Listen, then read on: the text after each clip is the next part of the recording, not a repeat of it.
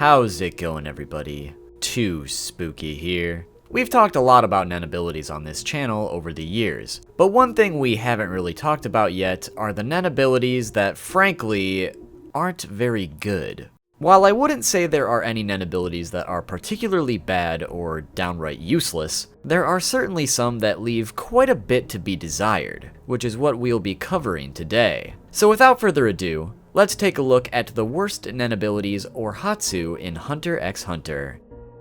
The first one I want to mention today would be Subone's nen ability, Rider's High, which is likely a conjuration ability that allows Subone to transform herself into various vehicles, the two we've witnessed thus far being a motorcycle and a glider. The limitation with these transformation abilities seem to be that Subone requires at least one additional person to even use the ability at all, as both of them require another person's aura to essentially fuel the vehicles, insinuating that this ability cannot be used exclusively by the user, making it a symbiotic nen ability. Rider's High is definitely the best of the worst, if you can even say that, as depending on the amount of people that ride Subone, saying that out loud sounds wrong, the more people she can get to ride her, the faster or more effectively her vehicles can operate. As for instance, with 2 passengers, her motorcycle form was able to catch up to Killua using Godspeed at the max. And considering her glider form also has missiles, this ability essentially makes her a mecha.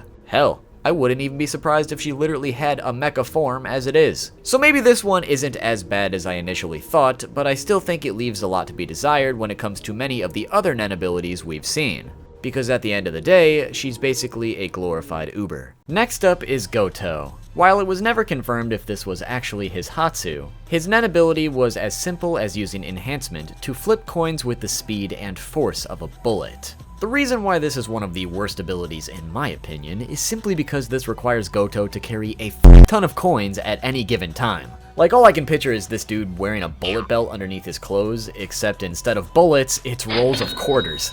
This presents 3 problems, as it makes his ammunition for this ability quite limited, it requires him to carry a good amount of said ammunition on his person, and when using this ability, he is literally throwing money away. I can practically hear Mr. Krabs having a heart attack just thinking about it.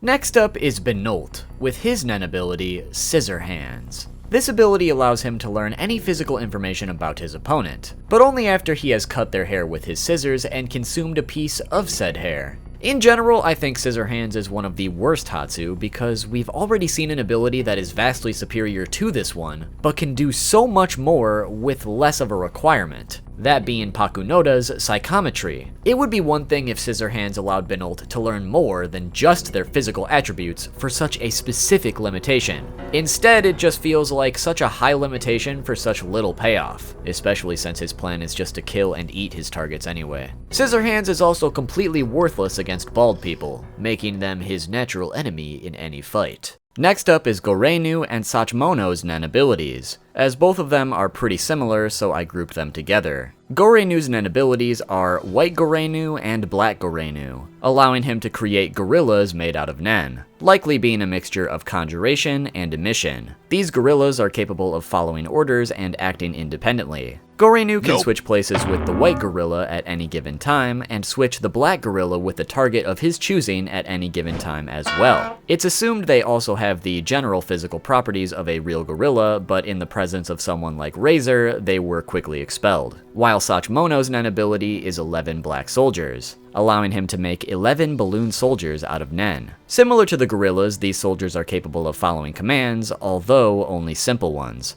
They are significantly less durable than the gorillas as well, and take a significant amount of aura to create and maintain, meaning they are unable to leave Sachimono's general vicinity. I put these abilities together because they're very similar abilities at their core, but obviously Gorenu's gorillas are the vastly superior version of this type of ability, even if he can only create 2 gorillas while Sachimono can create 11 soldiers. That said, even if one is better than the other, both of these abilities were bested pretty quickly in their presentations, and are both seemingly pretty limited with what they can do. Take for example Neferpito's nen puppets that they can create, being the vastly superior version of both of these abilities. Looking at these 3 side by side like that, it's pretty obvious that these 2 are some of the worst abilities in the series by comparison.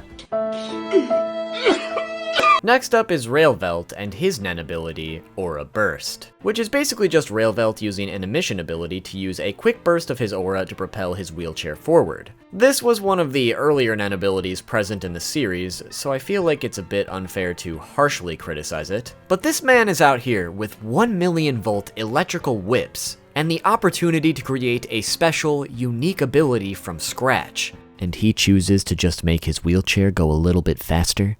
Like, bro, get some NOS or something on that thing instead, what the f***? Then we have Sadao and his Nen ability, Aura Arm, which is just using a transmutation ability to create an arm out of aura since Sadao had lost his arm previously, which stops their opponent's breath and movement in an attempt to quickly knock them out. Same argument as the last one. You can create any ability, and you choose to have glorified chloroform. Yikes. Next we have Baze, and her Nen ability, Instant Lover, which through manipulation allows her to control anyone she kisses for 3 hours, as after kissing them, they become infatuated with her for that time period and will follow her every command. This ability is just straight up assault. Her and Sadao would probably get along really well. But crime aside, I guess this one does have a pretty useful payoff for the condition presented, so I wouldn't exactly say it's a bad ability. But the fact you have to get that close and intimate with someone is quite the drawback. And like I said, if done forcefully, is really fucked up when you think about it. Before we get to the last one, I just wanted to quickly say that you should follow me on Twitch at twitch.tv/2spookster. I've been doing a lot of streaming over there for a while now, and it would be lovely to have you join us. I hope to see you there. Additionally, this last one involves Nen abilities that are manga only, and in fact was only revealed in the last batch of chapters Togashi released a few years ago now. So if you care about spoilers, even minorly, you should avoid this one. Now, while these were in no particular order, we finally have Sarahel, Gidal, Lisamseta, Mosby, Mishush, Taylor, Bervena, Kavik, Nukuokan, Kako, Hignori, Mozwana, and Bucket Nen abilities, as they all have developed the same hatsu for the sole purpose of aiding the second prince of the Kaken Empire, Camilla, in the Secession War, which they call this hatsu Yomotsu Egui, which literally translates to we who were born out of convenience. Without going into the deep explanation of it, this ability requires the user to game end themselves to place a deadly curse on a target. Through their death and the use of strengthened Nen after death, their target will lose their aura and eventually die. The individuals responsible for using this ability have essentially been preparing for years to game end themselves and their target, meaning the stronger their resolve, the more powerful the curse will be. And while ultimately killing your target in one way or another is certainly an insanely deadly ability,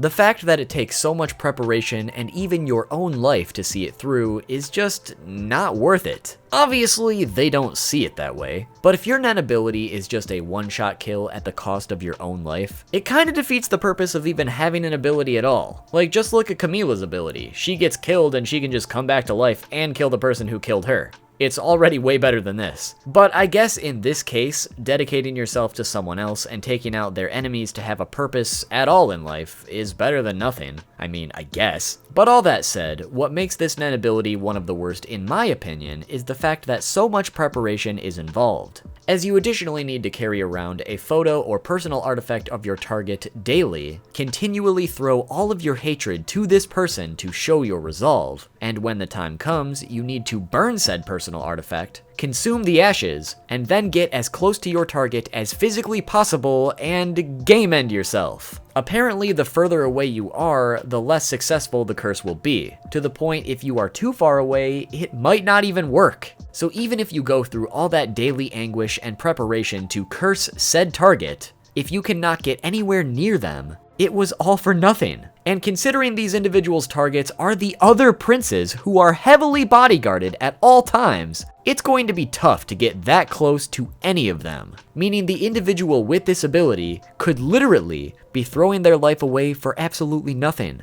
But there you have it, everybody, the worst Nen abilities in Hunter x Hunter. Let me know what Nen ability you think is the worst, and if I missed any in the comments down below. Drop a like if you enjoyed and subscribe with those notifications on for more videos like this one. I've got a lot of cool stuff cooking up, and obviously Togashi has announced that some more Hunter x Hunter chapters are on the way, so I might have a thing or two in the works for those as well. And thank you for the continued support. Follow me on Twitter at 2SpookyTube to keep up with the channel. Follow me on Twitch at 2Spookster once again. And as a little announcement, I'm officially on TikTok and Spotify now. TikTok is at 2Spookster, just like Twitch, and on Spotify you can catch all of my latest videos in audio-only format if you'd rather listen to them that way. All of the links will be in the description below. Thanks for watching, and I'll see you all soon with a new video.